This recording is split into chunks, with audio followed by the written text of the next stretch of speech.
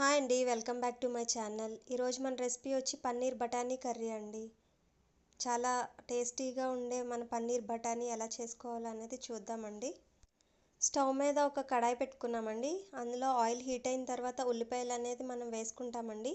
ఉల్లిపాయలు పచ్చిమిర్చి బాగా వేసుకోవాలండి. వేసుకుని ఒక గరిటె తీసుకుని బాగా కలుపుతూ ఉండాలండి. అందులో మనం కొంచెం పసుపు అనేది తీసుకుంటామండి. పసుపు అది తీసుకుని ఒక గరిటె తీసుకుని మళ్ళీ బాగా స్టిర్ చేసుకుంటూ ఉండాలండి. ఉల్లిపాయలు అనేది కొంచెం ట్రాన్స్పరెంట్గా వచ్చేంత వరకు మనం స్టిర్ చేసుకోవాలండి. తర్వాత అందులోకి మనం కట్ చేసి పెట్టుకున్న టమాటో పీసెస్ అనేది వేసుకోవాలండి. తర్వాత ఒక గరిటె తీసుకుని మళ్ళీ మొత్తం అంతా స్టిర్ చేసుకుంటూ బాగా కలుపుకుంటూ ఉండాలండి. ఒక 5 మినిట్స్ అనేది అలా కలుపుకుంటూ లీవ్ చేసి పక్కన ఉంచుకోవాలండి.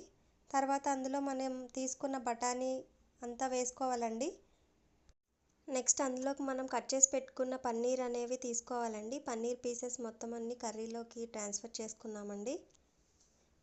తీసుకున్న తర్వాత మనం ఒక గరిటె తీసుకుని బాగా స్టిర్ చేస్తూ ఉండాలండి.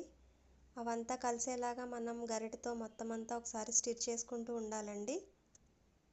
పీసెస్ అన్నీ బాగా కలిసేలాగా మనం ఆ గ్రేవీ కర్రీలోకి బాగా కలుపుకుంటూ ఉండాలండి. పన్నీర్లో చాలా కాల్షియం అనేది చాలా ఎక్కువ ఉంటుందండి. పిల్లలు కూడా చాలా ఇష్టపడతారు. తర్వాత ఇందులోకి మనం కొంచెం కారం, ఉప్పు అనేది మనం టేస్ట్ తగ్గట్టు చూసుకుని తీసుకోవాలండి, సాల్ట్ అనేది. తర్వాత మనం అందులోకి జీలకర్ర పొడి, ధనియాల పొడి ఇవన్నీ కూడా తీసుకుంటామండి. తీసుకుని ఒక గరిటె తీసుకుని బాగా స్టిర్ చేసుకుంటూ ఉండాలండి. మనం తీసుకున్న ఇంగ్రీడియంట్స్ అంతా బాగా కలిసేలాగా బాగా కలుపుకుంటూ ఉండాలండి. ఇవంతా మనం కర్రీలోకి ఇవన్నీ ఇంగ్రీడియంట్స్ అన్నీ బాగా కర్రీకి పట్టేలాగా మనం తీసుకోవాలండి. తర్వాత ఇందులో మనం ఒక గ్లాస్ వాటర్ అనేది తీసుకుంటామండి గ్రేవీ కోసం. ఇవి రైస్లోకి కానీ చపాతీలోకి కానీ చాలా బాగుంటుందండి పన్నీర్ కర్రీ.